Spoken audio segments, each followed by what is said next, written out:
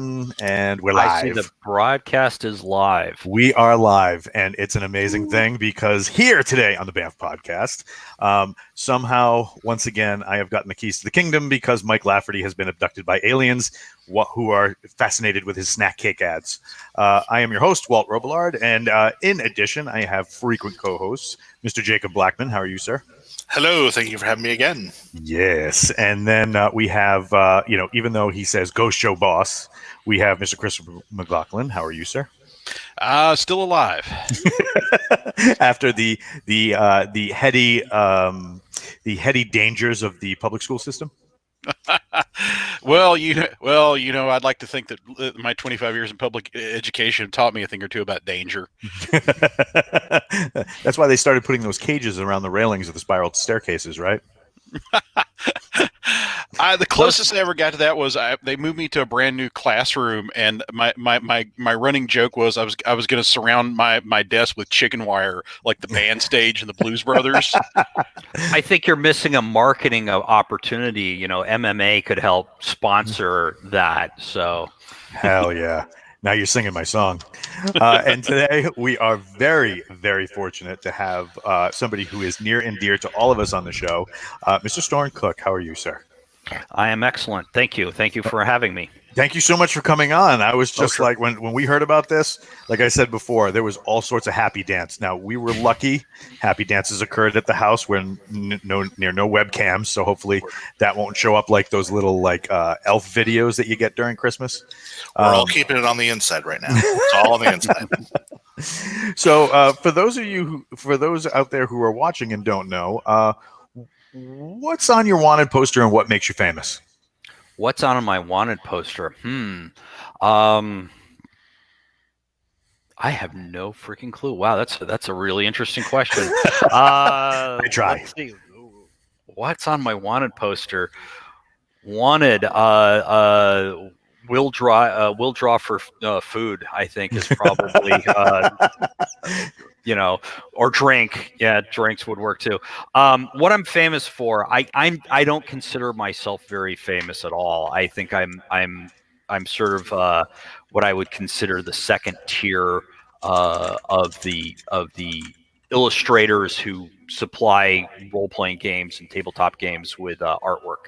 I never really cracked the top ceiling of Wizards of the Coast or any of that stuff, but I've had a small amount of work that's been published, a lot. So I probably have 200 books under my belt, something like that I've illustrations in, maybe more. So I never counted them. Fame is weird. Fame is, I never did this to be famous. Are you? Oh yes. His hand is pointing to one of the books I'm published in. Yep. Yeah. So yeah, I did. That was a tight deadline, as I recall. I think I had 3 weeks to get all those illustrations done. So now, one of my questions is how did you get into this? That's a really interesting story. So at least I think so. I was living in DC at the time. I was 26. I had applied to art school. I had done 2 years at NYU, and I found it very lacking in terms of art direction. And it was fine for its non-art classes. I really quite enjoyed it. But when it came to art, they were like, feel the space and the concept is everything. And I'm like, I want to know anatomy. I want to know perspective. I want to know, how to shadow. I want color theory. I want design theory. But I didn't know that. I grew up in a small town. I didn't know that art schools existed. And my girlfriend at the time was like, art schools exist and you should go to one. So I had applied. But then I also decided to do 3 samples, and I'm going, I play these games. I was playing Danger International from Hero. I was playing a Sword Bearer, which was a RuneQuest light variant. So those were the games I was into in DC. And so I did 3 samples. One of them was a superhero sample, one was a science fiction sample, and one was a fantasy sample. And I sent them out to, every company that existed at the time. There weren't that many then. This was before the indie explosion. And the fantasy one happened to have this elf captain on the deck of a ship. But if you looked really closely in the background, the horizon line was actually above the mountains range, and you realized that it was a flying ship, and there was another flying ship in the background, wings out to the sails out to the side, to emphasize the fact that we're in the air. And one of the companies that I sent it to was Iron Crown Enterprises, which at the time had the license for Champions. And Terry Amthor, who was the art director at Iron Crown, was in Charlottesville, which is not that far away from DC. He called me up the next day and said, "Do you want a job?" And I'm like, "How did my sample get to you so damn quick?" Got there in one day. He never opened up artist submissions until the end of the month, and for some reason he opened mine up. And he was working on a book called Eidolon City in the Sky, which were supplied by airships. So it was total serendipity. And so I started working for Iron Crown. Eidolon was my first gaming project, and I said, well, I like Champions. I've played it. I'm interested in it. Let me work on that line too. I was working on Rollmaster. I was working on Lord of the Rings because Iron Crown had that at the time. And so I transitioned over. I did all three. I did all three lines, and I did all three throughout art school. And by the time I was in my second year of art school, I was freelancing for West End Games as well. I was doing a lot of Star Wars stuff. So that's probably my best known work, just because of the license. And so yes, art school was 40 hours of classwork with 20 hours of freelance on top of it. It was the busiest 3.5 years of my life. Not gonna lie, I just saw the other day on FaceBase Jedi Cats. Yeah, yeah, that was a private commission. That was actually for someone local here in Ithaca, New York. So how did you start developing your style? Because when you see Storn Cook art, and I know it's probably weird to have somebody say Storn Cook art, but when you see your art style, you immediately know who it is, because you have a very distinctive coloring style and a very distinctive way that you draw. How did you go about that? I think that came about in a couple of different ways. My mom's an artist. She's a oil painter and a fine arts painter, and she's done some illustration and she has a real cartoony style, and then she has a real realistic style.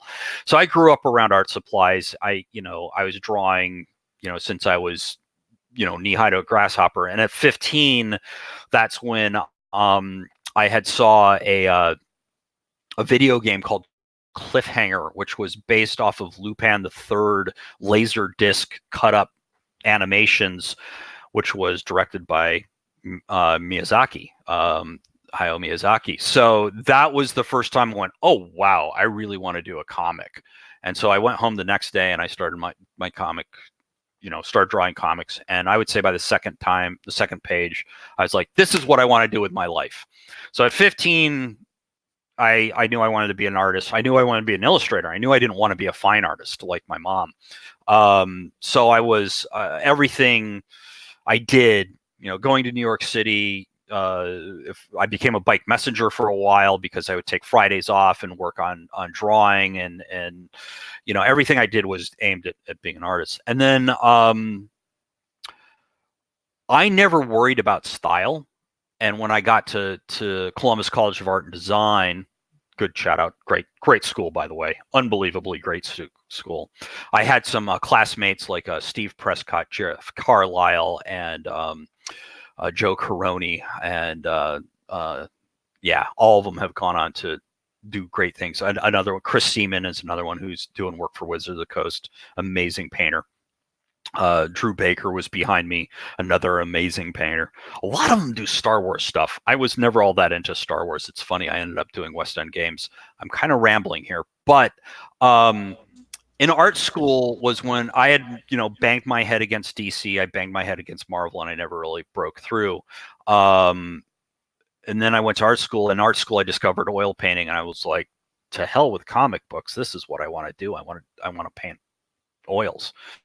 I love this. And even though I sucked at it, I was terrible. I just fell in love with it. And so I think to your question about the coloring, that really comes from painting. And that learning that in the shadows, if you take the complement of the color of the light and slap it in there, you're going to get sort of a gray that's going to lean to a color side, and everything is, you're trying to work in the 3/4 chromatics, and we had Munsell and all that stuff. So I take that into my digital painting every day. I think there's a lot of dialogue that goes between traditional and digital stuff. So I think that's why you see my I have a very distinct color palette and a very distinct color approach, which is called throw it at it till it works, and most of the time it doesn't. Yeah, I was really when I first started painting, everything was as chromatic as it possibly could be, and I'd have bright pink next to bright purple next to bright orange, and the printer would just go even that Viper book in the background. I mean, oh god, I could do so much better now. We could have knocked back that blue sky, made it a little bit more gray, so you're not having that blue fight the green of the helmet, But these are things that took me 20 years to learn. I'm a slow learner. I'm a very fast producer, but I'm a slow learner. Chris, Jacob, questions that you'd like to throw? I was just wanting to compliment you on, because one of the things I've always loved about your work, Storn, is your sense of motion. Because this is a problem I have with a lot of the older generation of artists. Is if you look at Larry Elmore, he's a great artist, but a lot of his characters are these static, I'm standing and I'm posing kind of thing, whereas you've always had this great motion to your characters. Like the cover of Viper, where they're all attacking, and you see the reflection of the laser and missile strike on a hero in the visor of the Viper agent, is just an amazing piece. Thank you. Actually, that there's a couple of things that are going on there. So when I got into art school and I was already freelancing, and of course I had my influences. I grew up loving Hergé from Tintin. My grandfather used to read them to me. They were in French. He could read a little French. He would read them to me. I loved Howard Pyle. I loved Frank Frazetta. I loved we had a giant collection of Prince Valiant for some reason in my junior high school. Yeah, that's actually one of the better ones. Thank you for showing that one. That's a good piece. Yeah. So because I was sort of like a stymied comic book artist, I was like, my dream was to be able to take the dynamism of comic books and bring them to a fantasy cover, or bring them to a superhero cover, or interiors, or whatever. Oh yeah, there's some drawing issues in that. Holy crap, is that bad? That was 1993. Yeah, that's not that. Oh man, that's terrible. So yeah, I think a lot of it is that love of comic books and storytelling and combining. So I've always really worked on my anatomy. I was a big, Bern Hogarth, his book of dynamic anatomy was, was a huge Bible for me. I got that probably when I was 16 or 17, along with How to Draw Comics the Marvel Way, which got me through my perspective class with flying colors, because I knew all that stuff already. So yeah, it's the comic book thing, that certainly, pushed me to have that sort of love of characters flying across the page and interesting fisticuffs and whatnot. And also, I think there was a sense of because I was a gamer, one of the things I pride myself on, I think one of my strengths is coming up with personality in the figure, that it's their pose, it's the way they're looking at the character or at something, or the way they're holding their hands, or how they're dressed, that says something about their personality. That's really important to me. So I put a lot of thought into, who is this person, and why are they getting a picture about them, and so, and then if I can put that in motion, yeah, that's awesome. And it's kept me from maybe, doing Warhammer, where guys have giant, pauldrons and spikes and everything, because I can't for the life of me figure out how to do that in an action shot. Like, he'd be sticking his ear with a spike, and nah. Exactly. I mean, somehow when you take the superheroes, it's like, yeah, I can wing it, and somehow it still works. But with fantasy, my level of realism, it hits a ceiling, and I can't go past that. So, All right. How about it, Chris? You got a question? Not so much a question, but a thank you. Storn, his amazing art graced some of the stuff I did for my former employer. And then when I was informed my services were no longer needed, and I went off and started Ghost Show, he was good enough to draw for our Kickstarter. And I'm sure he probably would have made more money, just, reaching down behind the back of his couch and feeling around. But, he agreed to sign up for my little dog and pony show. And honestly, I think I will go to my grave. The thing that made our Kickstarter a success was we could say, hey, look at this art, kids. And and I just wanted to thank him for making my little creative vision come true, and making my little dream of having my own little slice in the gaming industry a thing. And I would be intensely grateful for that at any time, but it just happened at a real professional low for me. And it was such a gift to have him aboard, and restored me the faith and the hope that I needed to keep doing this. So I just wanted to thank him in a public forum for keeping the dream alive. I'm really sorry to do this to you, but who was the former client? Because I have a memory like a sieve. And honestly, I'd rather not get into it. I got you. I haven't worked for that many companies. If anybody really cares, it's not hard to find. No, but it's a small industry, and why badmouth anybody if you don't have to, or even if it's not badmouthing, even if it was just one of those things where the timing was what it was, and you had to part ways. I mean, I've parted ways with art directors and companies, and then 10 years down the line you're working with them again. So it's being diplomatic is, I think, really important in a small industry like ours, and I think being inclusive, and I see that there's 3 white guys and a ghost guy on the screen. I mean, I think diversity is really important. I think representation is really important. I've been really trying to not draw the standard white guy on every single illustration that I do, because that's what I see in the mirror. I mean, it's difficult for me to go, I really should do, some kind of Asiatic, Indian, or Malaysian, or, African American to be on this cover. And how can we make that respectful and still tell the story and still accomplish the things that the art needs to accomplish? I mean, I have really strong opinions about art and role-playing games, and I'm perfectly willing to trot them out for you, but or keep them to myself, whatever you prefer. So,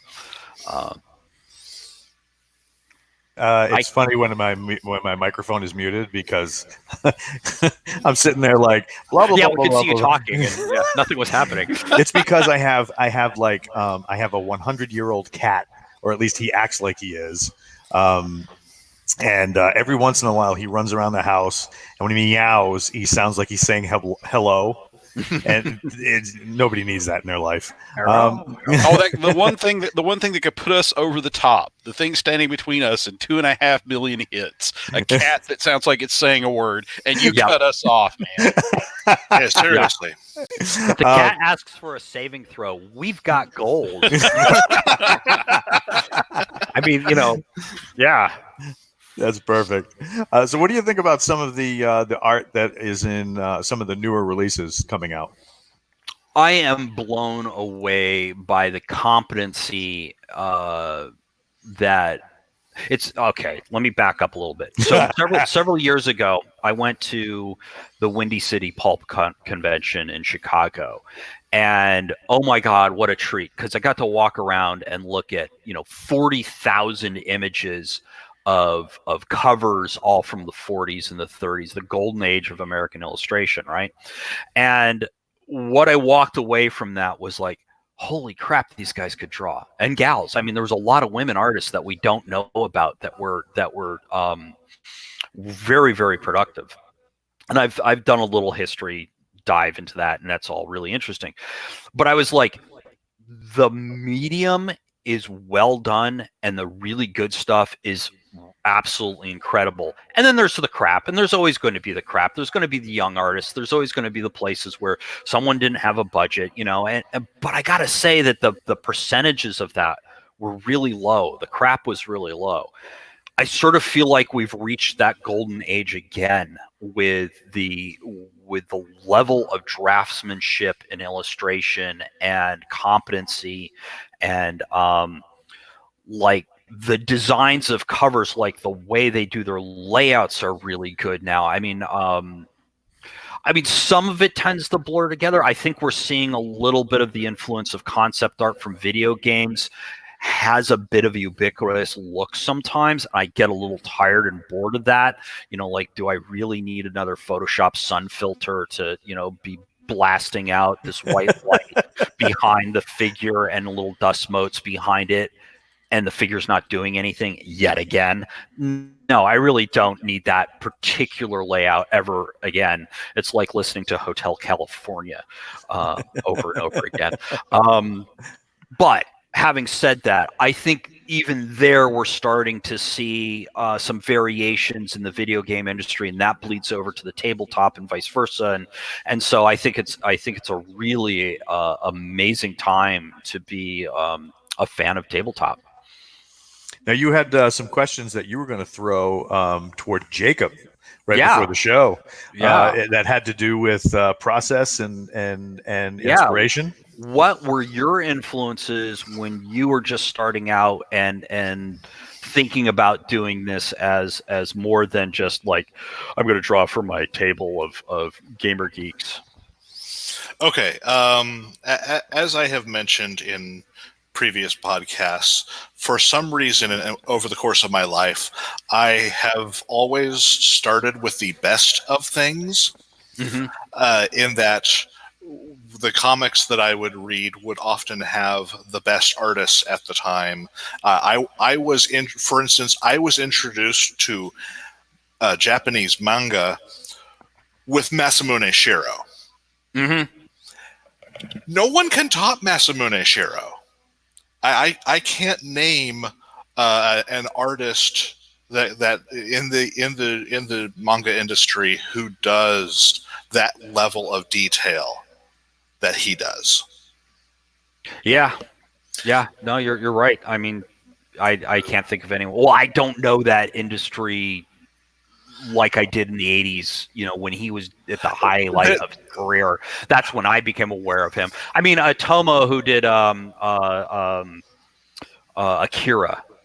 Certainly. He comes very, very close, and yeah, there may be some modern artists who I'm not nearly as familiar with because I don't get nearly as much stuff these days, but who can do as well. But at the time, Masamune Shirow. Sure.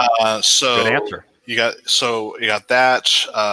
Of course, when I started getting into comics, I wasn't reading any superhero titles. I was reading stuff that I was interested in based on toys I was collecting at the time. So I was getting the Transformers and GI Joe, So and Larry Hama. Star Trek, and so those were the artists that I was really looking at the time.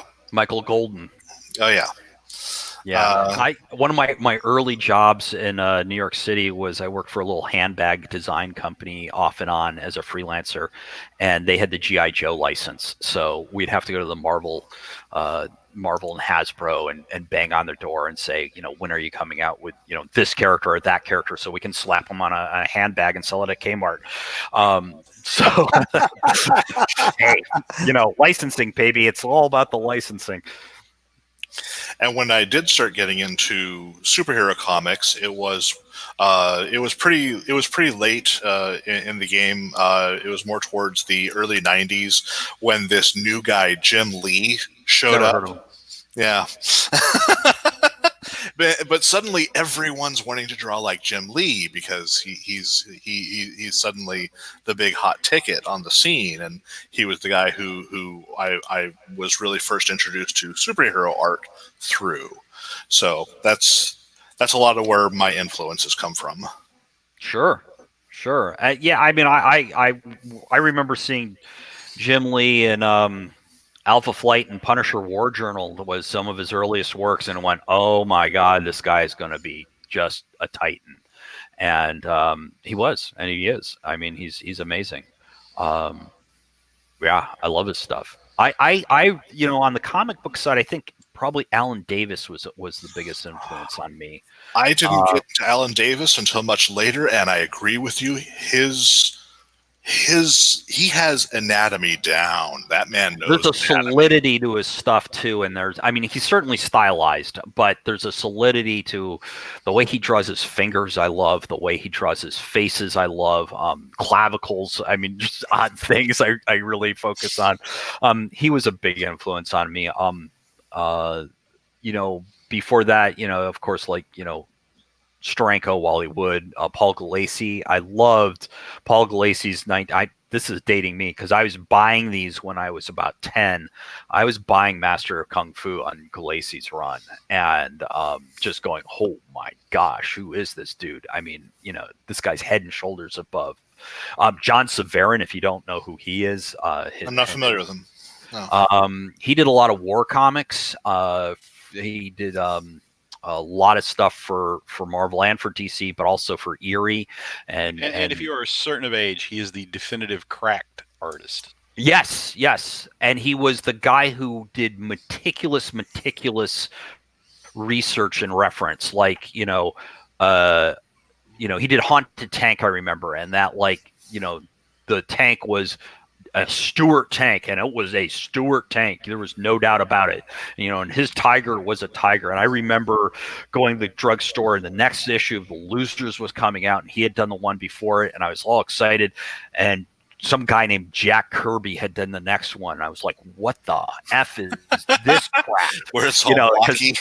Yeah, the MP38s were these, ray guns, and people were, oh God, it was just like this. None of this has been referenced, and Jack was in the war. I should have known better, but it took me a long time to appreciate Kirby.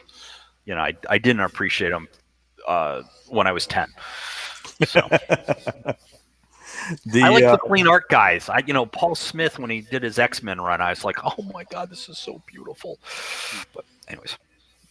So, we wax nostalgic a little bit, and we were talking about how your art style has a lot to do with painting, but now you're digital. How has that affected the way you work? Oh, I still do traditional. I go back and forth all the time. It depends on how I'm feeling that day. How has it affected? It's fast. I mean, digital is fast. I mean, that's its beauty. I'm even inking digitally now because I have a Cintiq and I have certain pen pressures and I'll give a shout out to Clip Studio Paint, which is incredibly great for inking. I can now actually pencil and sketch and paint all in the same program. Before I would always have to scan in my pencils or even scan in my inks and you know, when I was using a tablet. But having a Cintiq is a game changer. And I have a cheap Cintiq at work, which is not a Cintiq, it's a Chinese knockoff. Like Huion or XP Pen or something like that. Yeah, it's even cheaper than that. It was 3P. But it's the same size. It's a 22-inch HD, and it's like $400. And I've had it for 4 years at work, and I used it today. So it's not quite as good, but man, for anybody who's out there on a budget, you can do professional grade work on it. I mean, I do it all the time, so I hope I do professional grade work.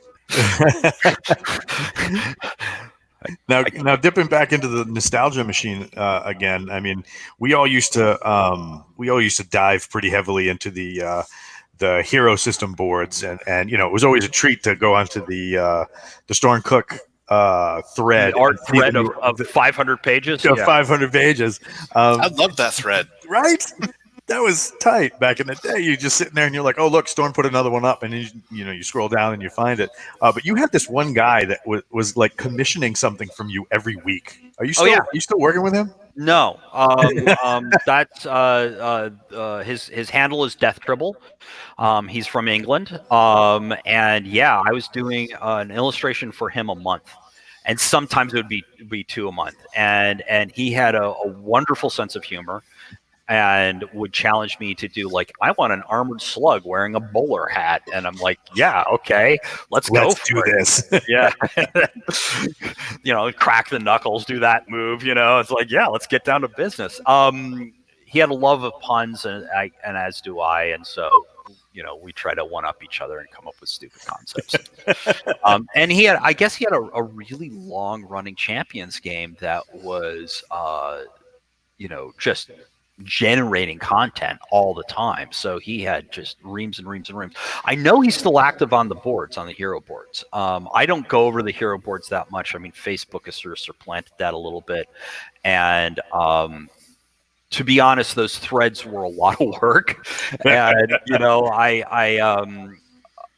you know, when I was hungry and I needed to pay the bills with my art, I was more apt to put in that time. And now I'm sort of, you know, I raised my prices and I keep getting work, and I raise my prices and I keep getting work. So it's like I just, you know, now I sort of be a little bit more circumspect about it, because my 9 to 5 now pays my bills. So anything that I make on top of that is gravy. Right on.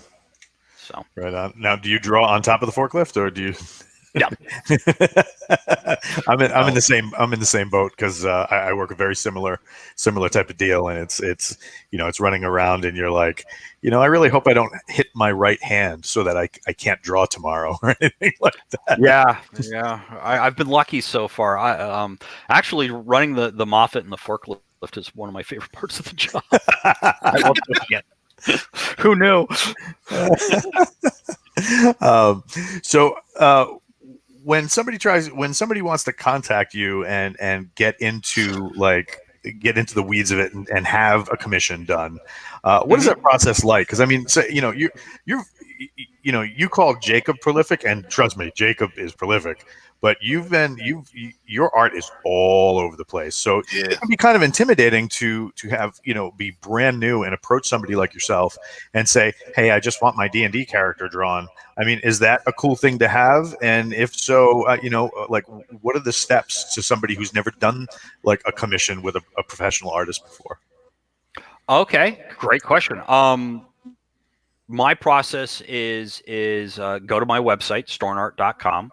You'll find my email there, which is storn.cook@gmail.com. Really easy. I try to keep it easy for people. And I do have a commissions page, you know, that's there, and I go into a little bit about what I charge, and why I charge it, and also what I expect in terms of, like, what can you tell me to help me realize your image. I am a little weird in the sense that I don't do thumbnails. I don't do I mean, I do thumbnails, but I don't show them. I have been doing this long enough. I generally have a good enough idea of what people tell me in a couple of paragraphs to go, okay, I've got a concept. Let me throw this out. And I usually meet their expectations, and sometimes I even exceed them. Every once in a while, I'm saying maybe twice or 3 times a year, I'll drop the ball and they're like, this is nothing like I wanted. And I'll start again. I'll just say, okay, no problem. I'll do it again. Because I just don't want to, the nice thing about doing commissions is I don't have to work with art directors. I love art directors, don't get me wrong. Hal, you're awesome. But not having to go through the sketch approval process in order to be prolific, in order to be speedy, really helps me. And it also helps me. I mean, I did these as a chance to play around really with digital and be loose and relaxed and not have to worry about stuff, and it's like commissions are playtime for me. And I think that's one of the reasons, oddly, that some of my best work is done in that format, because I'm just playing around. And I try to be very transparent about that on my website and upfront about that. If you commission me, I'm just going to kind of do what I want to do with your character, with your concept, and hopefully you'll look at it and go, wow, I never thought of that, but that's perfect. That's the reaction that is most humbling, and I also love hearing, like in those threads for Hero, or I did one in Savage Worlds and stuff like that. Someone say, I snagged your picture the other day and I made a character around it. That's like, music to my ears. I love that. And so what are you playing right now? What kind of games have got you wrapped around their little fingers? I am playing, let's see, I'm in one face-to-face game, and I'm in one every 2 weeks online game. And then I have a serious addiction to Escape from Tarkov. Yes, I play Escape from Tarkov every morning before I go to work. So if I've been less prolific, that is why. I'm trying to stay alive in Russia while people shoot at me. That's the game. Not right. So the game that's face-to-face at the moment, we're playing a dungeon world variant on using Ultraviolet Grasslands, which is a little indie game. That's the Ultraviolet Grasslands is the setting. It's Thundar the Barbarian meets heavy metal meets acid. So yeah, that's fun. I will have to look at this game because I enjoy all those things except the acid. And then the online game is actually the Champions group that I have been part of for 26 years, 25 years. Wow, that's awesome. But I can't speak too much about it because I think eventually we will want to publish.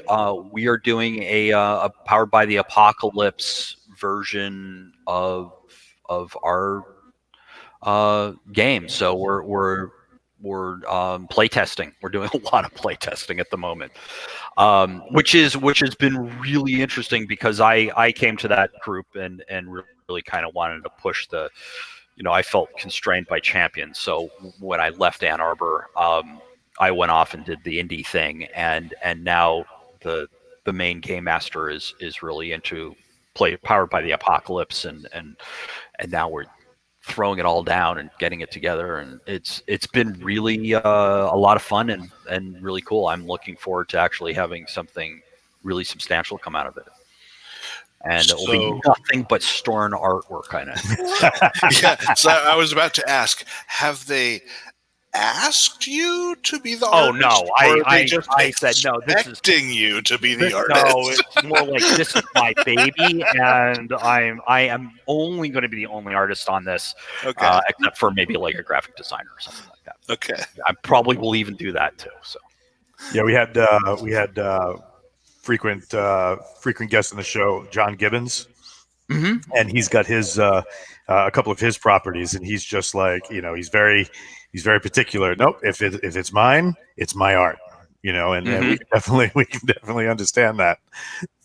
Is there any games that you've seen on the horizon that you're excited for to come out?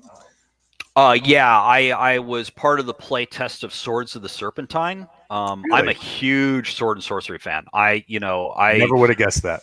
I grew I cut my tooth on Conan at 8 years old. Yes. I was reading Moorcock at 9. I was reading, Philip Jose Farmer at 10. Um, those, I think, even more than Star Wars, were like, the seminal, like, explosion in my brain of what role playing could be, what storytelling could be, and what fantasy art could be. So Swords of the Serpentine is sword and sorcery based on the Gumshoe system, coming from I think it's Pelgrane Press.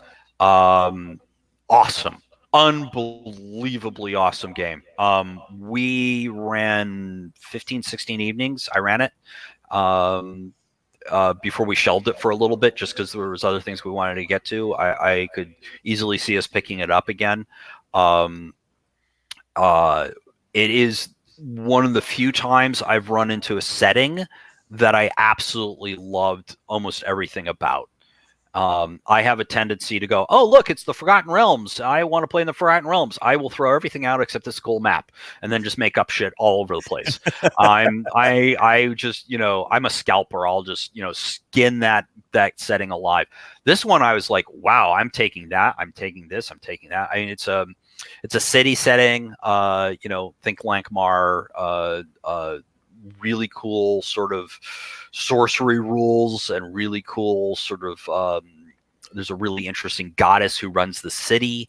I was just blown away, absolutely blown away by their stuff. That's fantastic. What did your players think? They loved it. We all did. Yeah, that's probably the most successful campaign I've had probably in the last 10 years, I think. Is it exciting for you to, because a lot of us who like to scribble, we look up to guys like yourself for your ability to. I'm sorry. For your ability to crank out art, for as iconic as you've been to the industry, and a lot of people have picked up books solely on your artwork being around. Is it a fun thing for you to be able to fanboy out like that for properties that you're really into? Like, do you look at other artists and say, and like, wow, that game is the next level, and sometimes like just want to talk to them, hang out, and kind of. I love talking to other artists. One of my best friends here in Ithaca is Steve Ellis, who is a gamer and is an amazing artist. And he's working for WotC. He's doing Only Living Boy as a comic, and now Only Living Girl, the sequel. He and I would, when I was freelancing, he and I would get together for coffee and draw for 4 hours and get a ton of work done. I'm very good at sitting in a room where total chaos is going on. I can focus, and I actually find it a little bit freeing to be out of my studio and to have other things sort of impacting me, because then I don't sweat every single line so much, and I don't go, oh, am I doing the right thing? And second guess myself 20 times the Sunday. I just get it down. If it's wrong, I erase it and I put it down again. And there's something very freeing about that. I tend to draw when I game, a lot of times, and sometimes I do some of my best work that way. But as for fanboying out, I don't know. When I was 17, I moved to New York City, and New Yorkers have a weird attitude about fame, which is like, you don't acknowledge it when they walk past you on the street. I served I worked at a grocery store called Balducci's down on 6th Avenue, and Lauren Bacall came in, and Lauren Bacall is like my first crush. At 8 years old, I saw The Have and the Have Not with Bogart, and that voice and that look, and I was like, at 8 years old, I'm going, oh my God, she's the girl of my dreams, and I don't even know what I'm feeling. She came in and she looked great, and I was like, here's your Linzer tort. It was like,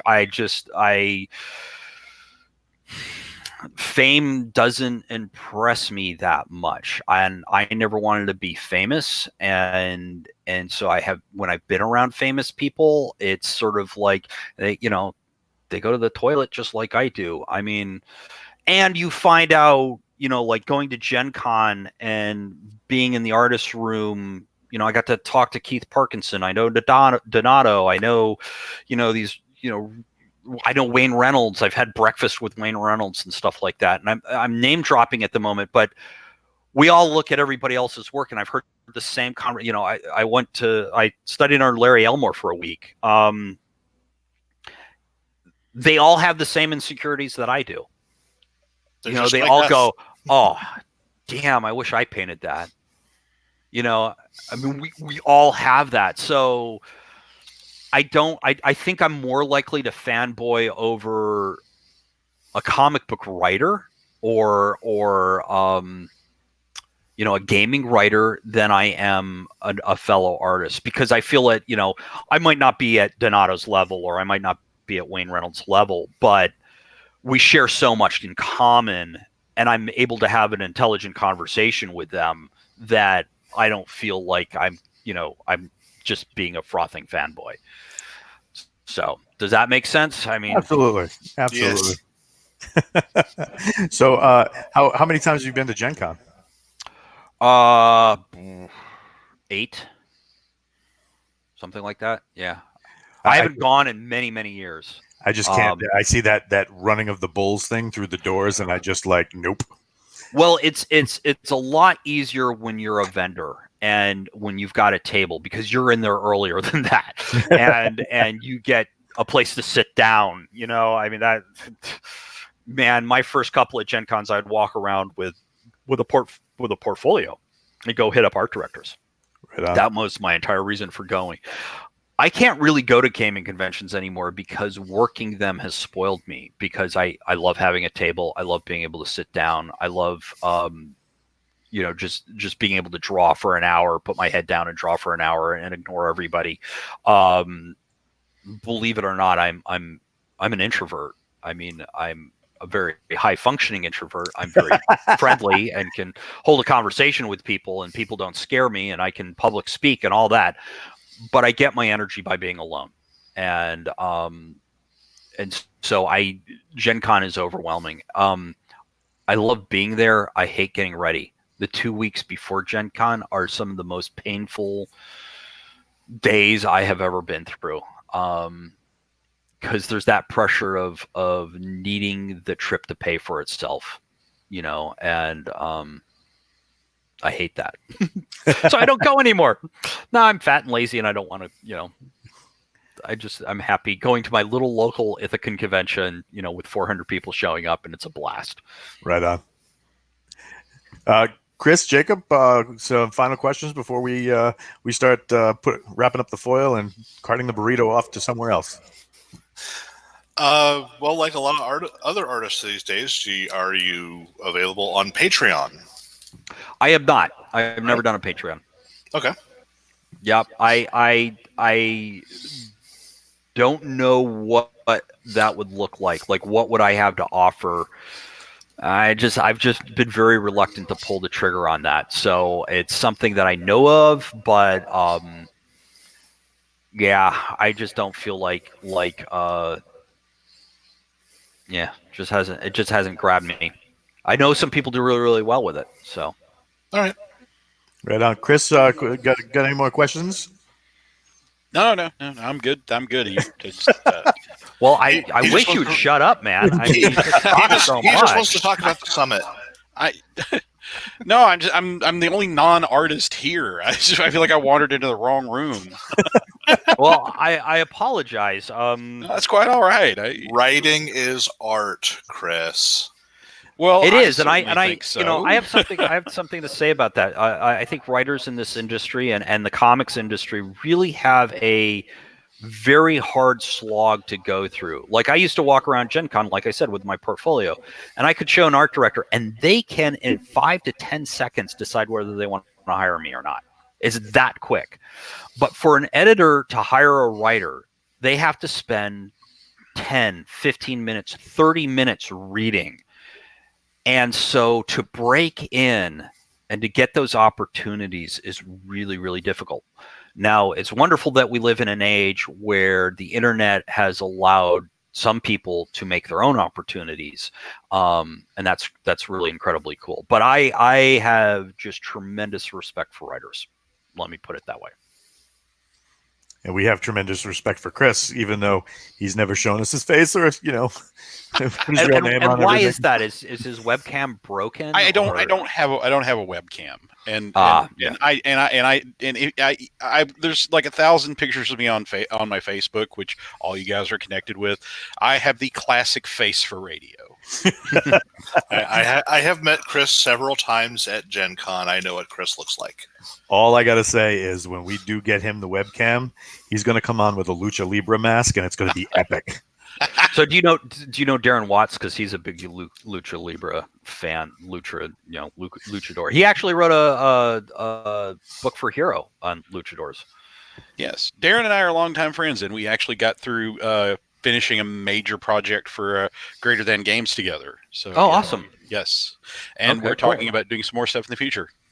Awesome. Would you care to give us a hint of what some of those projects are, or have the NDAs handcuffed you? Well, honestly, if you bought a copy of the Summit, you saw the print edition, I should say. I think it's only in the print edition, but you saw the teaser of the next Go Show thing that I want to do, and I'm hoping to get him on board for at least in some capacity on parts 2 and part 3. Should I be fortunate enough to do those? Right on. And go ahead. May I ask a question of you guys? Sure. Hmm? What are you hearing from your public, and what do they want to see on your show? What questions do they have for artists? We keep asking that, and no one responds. Well, I know a lot of the people that I talk to that want to get into some sort of art, usually younger. And one of the big things is, and the number one question I get, and it's mostly from their parents, which is good that somebody's looking out for them. The number one question that I get is it worth it? Because you always hear there used to be this great show called Let's Talk Comics.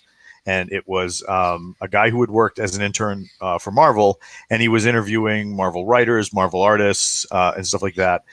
And 99% of the time, every time they were interviewed and they would talk about, learning the craft of creating comics, somebody would say, well, make sure you have a safety net or make sure you have a backup plan. So usually, parents hear that and they say, is this worth it for my X or Y to go into artwork? That's a big question we get all the time.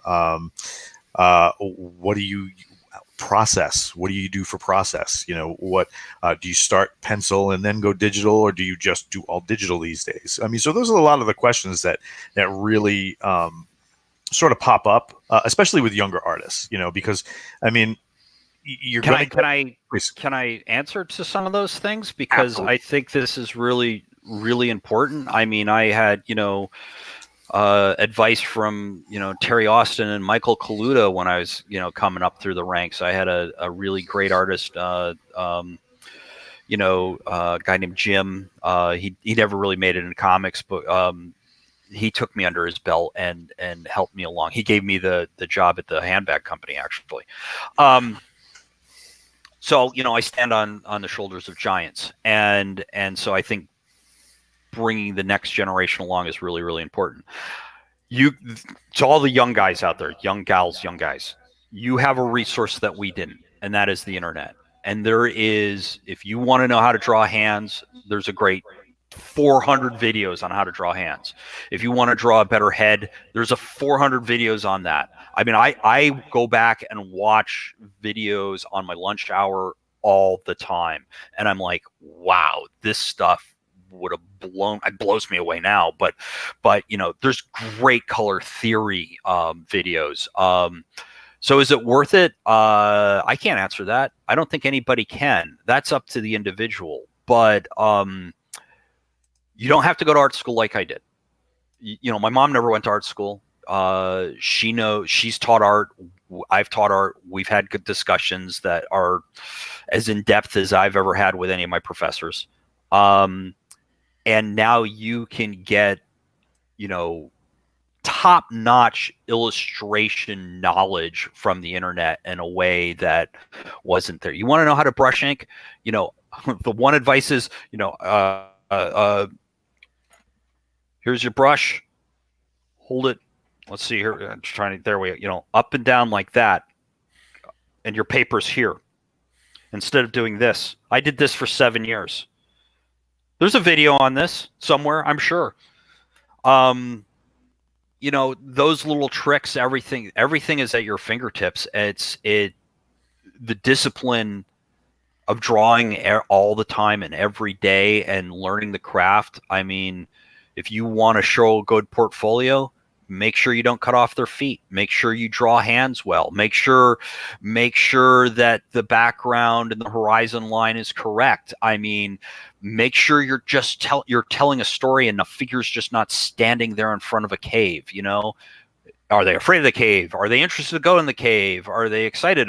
Have they packed a picnic? I don't know. I don't care. But tell a story, because that separates us from the concept arts.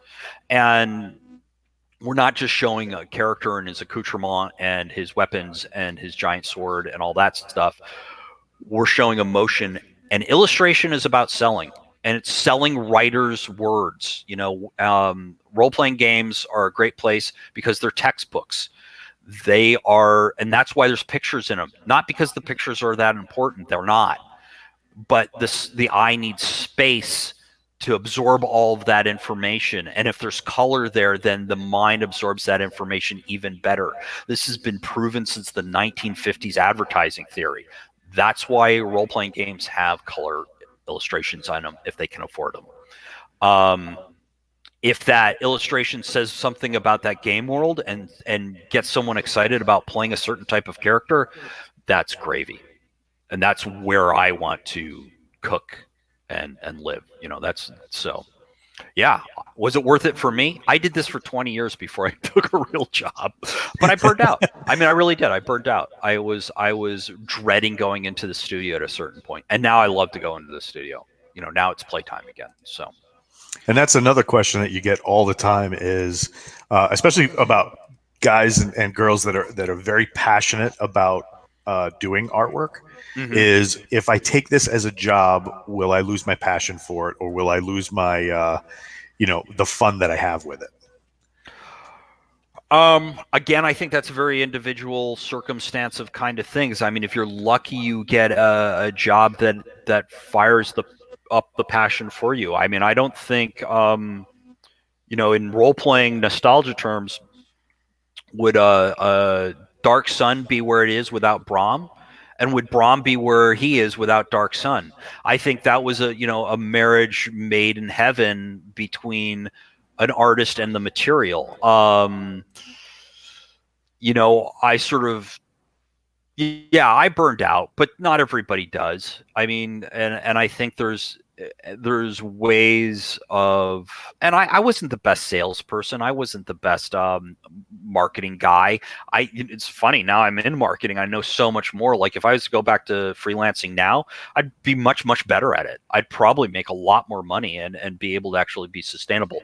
But does that money mean you're getting your passion projects hitting the table? And I think the play in artwork is really, really important. So if you are a young artist and you're starting to actually get paid for your artwork, it's important to hit your deadlines. If you hit your deadlines, art directors will rave about you to other directors, and you will get another job. That's super important. But try to schedule a little bit of time, even if it's 20 minutes of, this is just for me. This is just, I love doing fat cats in tutus. Great. Draw fat cats in tutus for 20 minutes. And then go to the working job of having to do, vampires and zombies versus Spider-Man. I don't, whatever it happens to be. I mean, that's my advice. Right on. That's a lot of great information on the show today. Thank you so much for coming out. Sure. My pleasure. Is there a way to bribe you to come back, or do we just ask? Just ask. I'm easy. I'm cheap. I hate talking about myself. Can't you tell? Fantastic. I hate talking about art theory. Oh my gosh. Yeah, no, I got a chance to teach some Girl Scouts. Actually, they had Really? there's a comic book badge you can get as a Girl Scout now. What? But you had to talk to someone who's done comic books. So I did a little dog and show. That's just unfair. Because I was in the Boy Scouts, and they do not have those badges. Maybe they do now. When Join the Girl Scouts. Join, it was awesome. It was so much fun. Oh, hi Avery. Yeah, it was great. And so I love teaching. I love sharing knowledge. I love talking about gaming. I love talking about storytelling. So yeah, just ask and I'll be back. That's awesome. Thank you so much. We really appreciate you coming out. And Jacob, Chris, thank you again for helping me host. How do I leave you guys? Oh, I see the little red button down here. Leave studio. I've never used this. We'll wait until we actually close the show first. Yeah, we'll end the broadcast properly by saying "bamf," and then we're out. And then there's an uncomfortable silence as we end the broadcast.